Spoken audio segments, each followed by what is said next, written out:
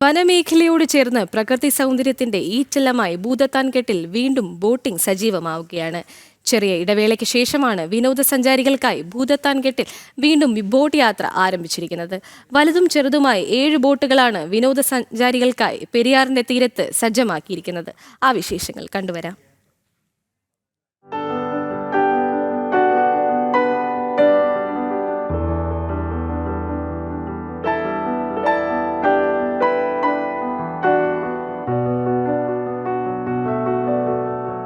പ്രകൃതിയും പച്ചപ്പും ഇഴചേർന്ന സൗന്ദര്യം ഭൂതത്താൻകെട്ട് വിനോദസഞ്ചാരികളുടെ ഇഷ്ടകേന്ദ്രം. ചെറിയൊരു ഇടവേളയ്ക്ക് ശേഷം ഭൂതത്താൻകെട്ട് സഞ്ചാരികളെ കാത്തിരിക്കുകയാണ് ബോട്ട് സവാരിക്കായി. പെരിയാറിന്റെ ശാന്തമായ നീരൊഴുക്കിലൂടെ കാട്ടിനകത്തേക്ക് നീങ്ങുന്ന ബോട്ട് സവാരിയാണ് ഇവിടെ എത്തുന്നവരുടെ പ്രിയപ്പെട്ട അനുഭവം.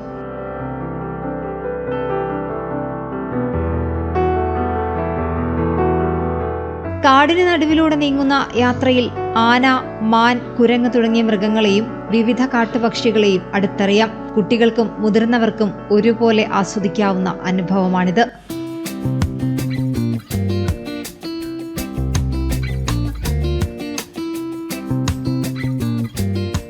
ബോട്ട് സവാരിക്ക് ആവശ്യമായ സുരക്ഷാ സജ്ജീകരണങ്ങളെല്ലാം തയ്യാറായി കഴിഞ്ഞു. സുരക്ഷാ മാനദണ്ഡങ്ങൾ പാലിച്ചുകൊണ്ടാണ് ഓരോ യാത്രയും. കേരള മാരിടൈം ബോർഡും പെരിയാർ വാലി ഇറിഗേഷനും അനുശാസിച്ചിരിക്കുന്ന എല്ലാ സുരക്ഷാ മാനദണ്ഡങ്ങളും പാലിച്ചാണ് ഇവിടെ ബോട്ടിംഗ് നടത്തുന്നത്. ഭൂതത്താൻകെട്ടിൽ നിന്നും തട്ടേക്കാട്, ഇഞ്ചത്തൊട്ടി, ഞായപ്പള്ളി, കുട്ടമ്പുഴ, നേരിമംഗലം വരെയാണ് ബോട്ട് യാത്ര. പ്രകൃതി രമണീയമായ ഒരു അന്തരീക്ഷമാണ് ഇവിടെ. ഇതിനു മുമ്പ് ഞങ്ങൾ യാത്ര ചെയ്തിട്ടുണ്ട്.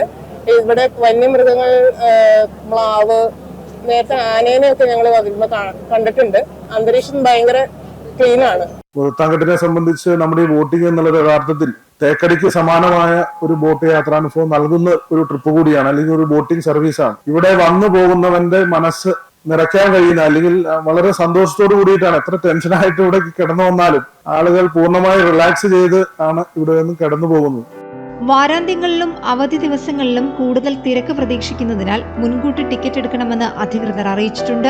പ്രകൃതിയോട് ചേർന്ന് നിൽക്കുന്ന ബോട്ട് സവാരി വീണ്ടും സജീവമായതോടെ ഭൂതത്താൻകെട്ടിലേക്ക് കൂടുതൽ സഞ്ചാരികൾ എത്തുമെന്ന പ്രതീക്ഷയിലാണ് അധികൃതർ.